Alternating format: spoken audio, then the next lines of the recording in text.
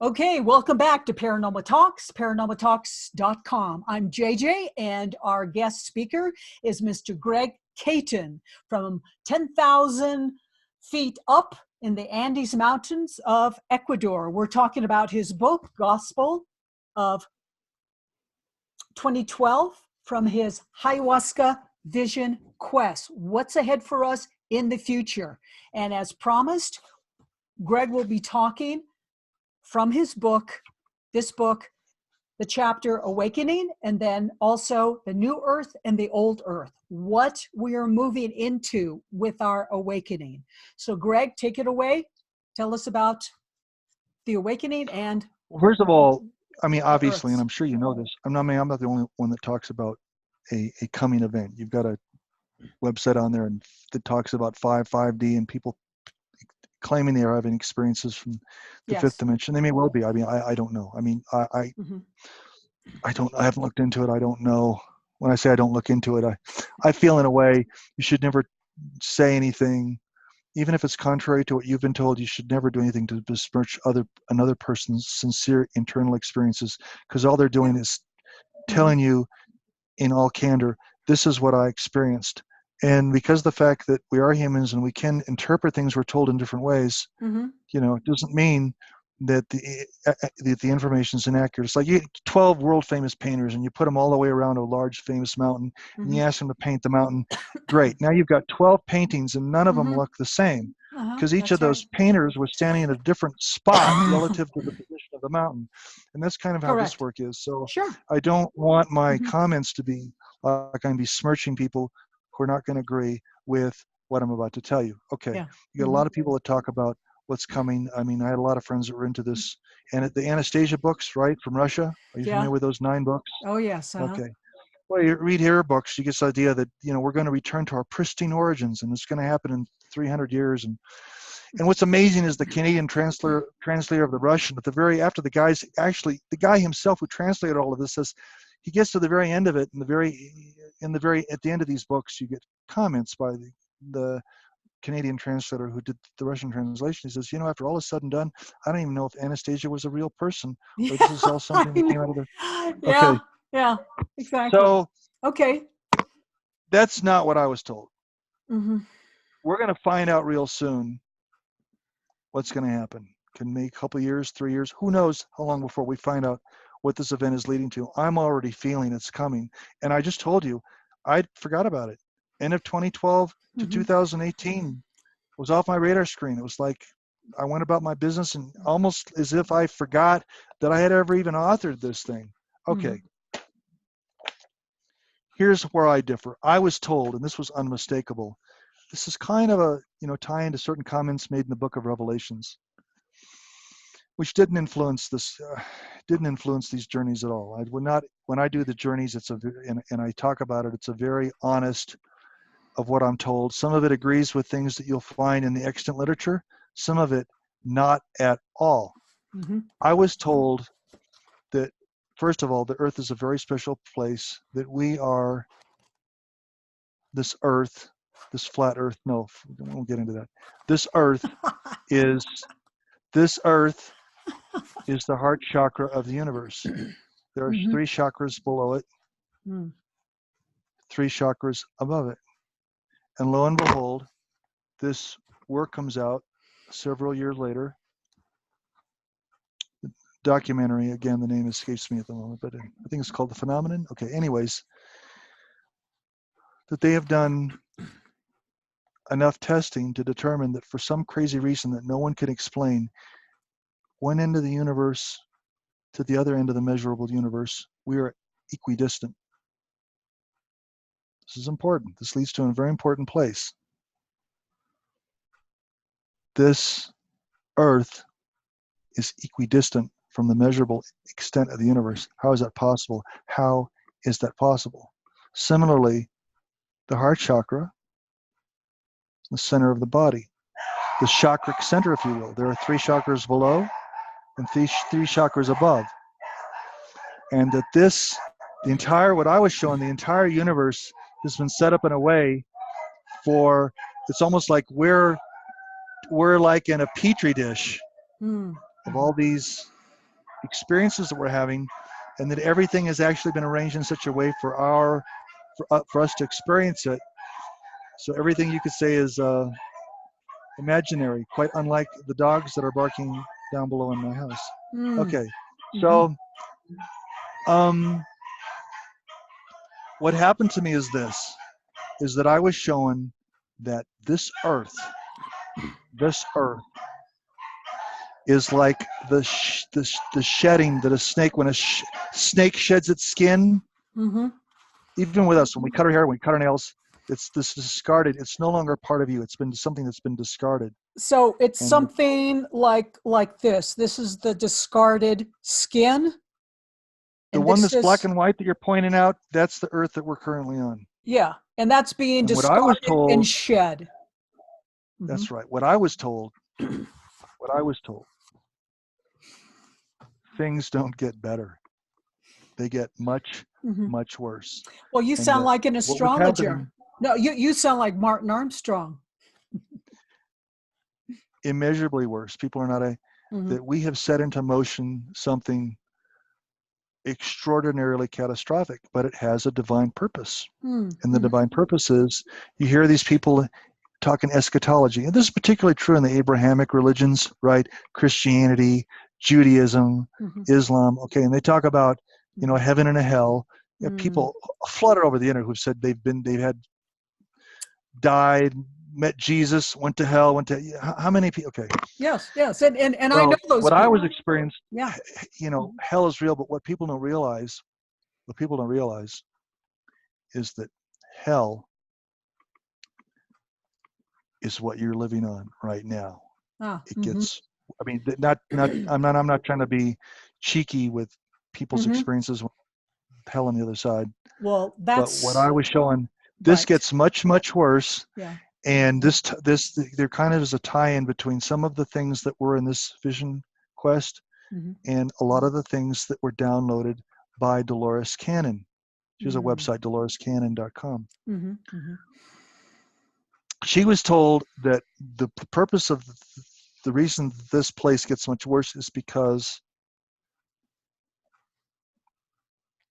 those who have done this, those who are responsible for this, will end up living what they have created. This is their karma. Sometimes, this really bothers me about the New Age movement. There are people that will talk on and on and on about karma, but then they live their lives and they talk in other instances like karma doesn't. Either you believe in it or you don't. Either there is such a thing as karma, or get rid of that bullshit. There's no such a thing as karma. It doesn't exist. The same evil people get to do the same thing over and over. You believe that karma exists or you don't. And we all know what karma is, even if we don't believe it or not, because it's a common noun used in ordinary English. Okay. What I was showing is this gets really to, you could, Donald Trump and his term hellhole. People don't know what hellhole is until they understand what's been done here and what this turns into. And what happens is, for a period of time, this world becomes almost completely uninhabitable. I mean, this, between the chemtrailing and the use of directed energy weapons and all this stuff they're fooling around with AI, and the complete poison of the planet, look what Monsanto's been able to do, the damage they've been able to do just with glycosates. This place becomes barely able to support even the hardiest carbon-based life forms. And the souls that have done this will stay here and wait millions and millions of years, what seems like an eternity in hell, whether they can reincarnate back here to yet another form of hell. So yes, the laws of karma have never been invalidated, and there's nothing that we're going to see as we go through this coming event which will invalidate the lords of karma or the laws over which they lord over. Okay, let's take a look. Let's take a look at some of the information that you were shown in your chapter 5, Awakening, where in this session you're greeted. That was my temporary, perhaps, but that was an instance of cosmic consciousness. I actually had the visitation of 3 archangels. Well, hold on. Let's lead up into it. This is where you're greeted by higher angelic beings with an overwhelming, formidable presence.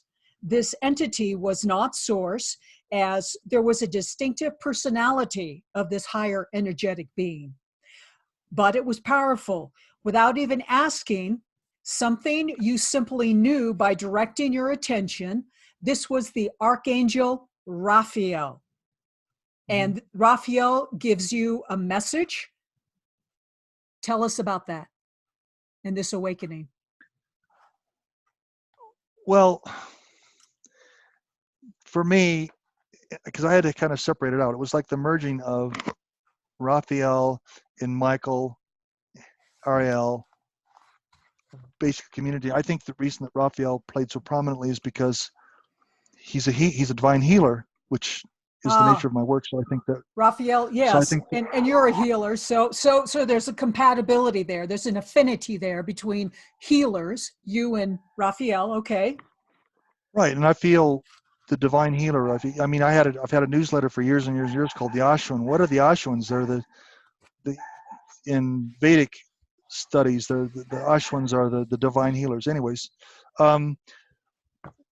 so I mean, I don't know where to start, because there's so much information that was in chapter 5, by the way, of that book. yes. But basically it was the most intense experience I've had with ayahuasca, because I was actually confronted by my inner child.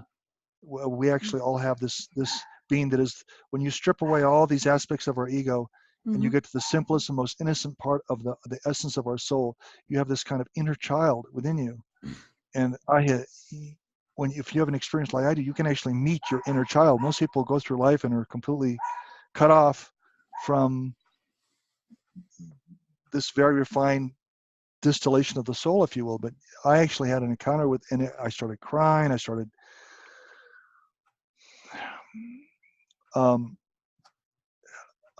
It was intensely emotional. I haven't reread the whole chapter in 7 years. I wrote it 7 years ago, but the experience led me to believe that reinforced what this transition was about, and that we would be operating on this mostly on the level of feeling. We would be feeling our way into it.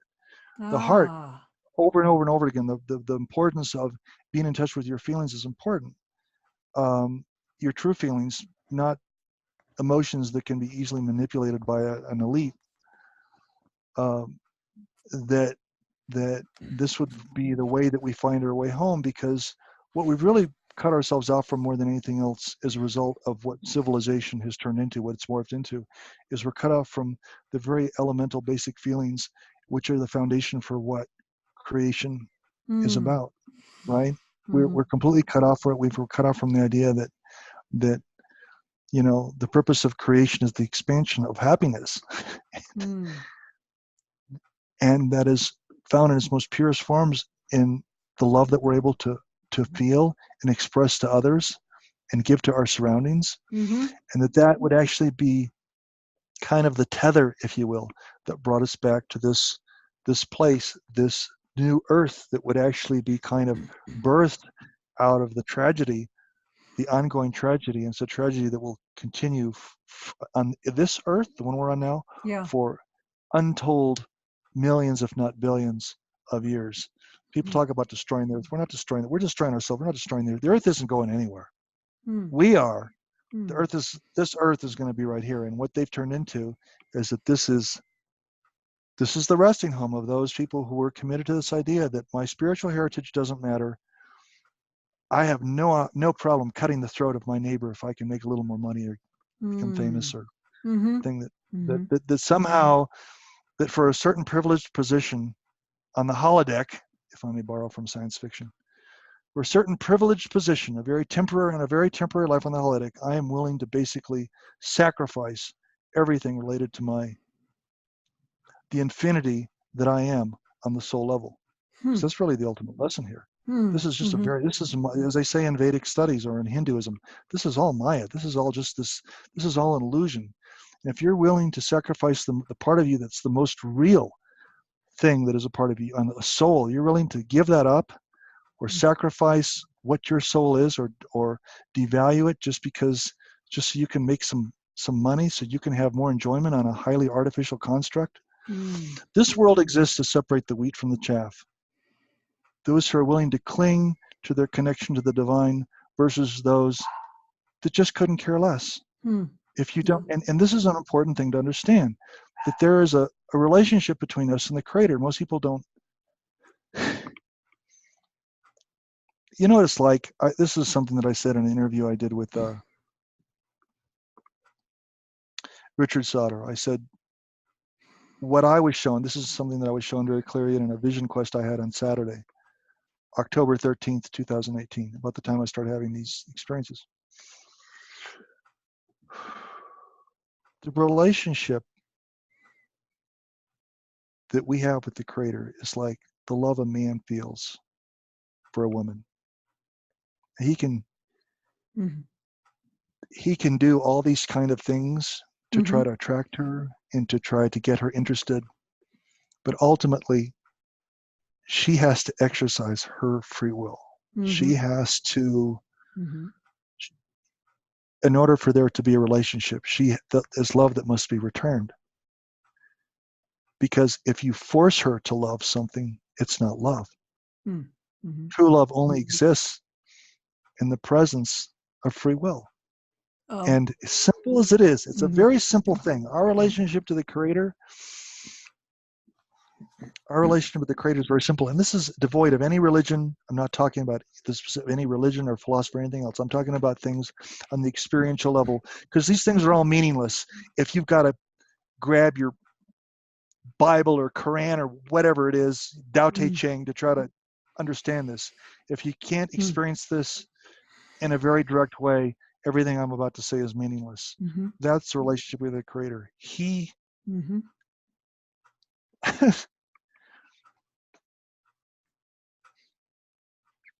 the Creator just wants us to love him back. Yes. But he can't force us. Yes. Because if he forces us, then it's not free will and it's not real love. Yes. And it's all voluntary. It's crucial. It's all voluntary. So people don't understand, and I'm not just talking about the Hollywood, they tell all these stories about people who actually really do sign their name in blood and sacrifice. You got all the you got all these interviews with Hollywood actors and singers and famous people who, oh yeah, I sold my soul to the devil, Okay, it's real. It's not a metaphor. It's real. Okay. Okay. That there's lesser forms of it. And every day we make decisions where we're saying, are we engaging in a daily basis? Are we engaging in something that is us closer to the source of our creation? Or are we doing something where it's saying, I don't care about any of that. I'm willing to sacrifice everything so I can have more fun right now in this hour, as it were, on the holodeck. Okay. I get a better position, better pay, and I get some awards. So basically, you're going to be like the Indians. We all went to school where they told us this crazy story about the Indians supposedly sold the island of Manhattan for $24 and trinkets. Okay. And beads. Every school child. Yes. Yeah. So every human being in every day is in the position like those, and metaphorically speaking, the natives, Manhattan, sold the island of Manhattan for $24. Okay. Look, that we're here to learn the importance of not allowing ourselves to be detached from our origins. That our spiritual heritage is important important enough to us to not. Now, Greg, let's look at the Old Earth, New Earth. You wanted to read some short passages to us from that book, from that area of everything. If someone were to ask me, what is the most important thing I've ever written? Oh, okay. We have about 5 minutes, so there is some that you wanted to read from the conclusion of the book that has to do with what came out of this old Earth. Chapter 10 of the book is called Conclusions, and this was so important. It not only is the end of this book, but I actually extracted this portion for the final chapter of my book, The Joys of Psychopathocracy. It's so important because it answers a vital question that you asked earlier. Even in Revelations, it talks about an old earth and new earth. But could you tell us what the new earth is like? And what happened is I had a session where I was actually allowed to go to the new earth. And for me, I cried the whole time. The experience was overwhelming. And if I was asked what is the most important thing, of course, I only write it. My works are all authored in English. But I think this is the most important thing I think it was downloaded. I don't think I have the skill or the ability to write at this level. I think this was actually given to me by her because it's so emotionally overwhelming to me and important. So this answers your question about, okay, well, fine. There's the new earth, a la Dolores Cannon. This thing is going to be the resting home of people who don't need to be leaved here. They're going to stay here. I talked to a guy who had many interactions with extraterrestrials. You wouldn't believe how many extraterrestrials we actually have down here in South America. I want to get into that. That's a whole other subject discussion. But Jose U.S.A. Wrote this thing called Para que vienen? Why do they come? And basically, of course, the book's written in Spanish. Basically, the point of it is that he points out the reason that this earth, the ETs told him the same thing. The reason this earth becomes the resting place of the elite. This is what they wanted.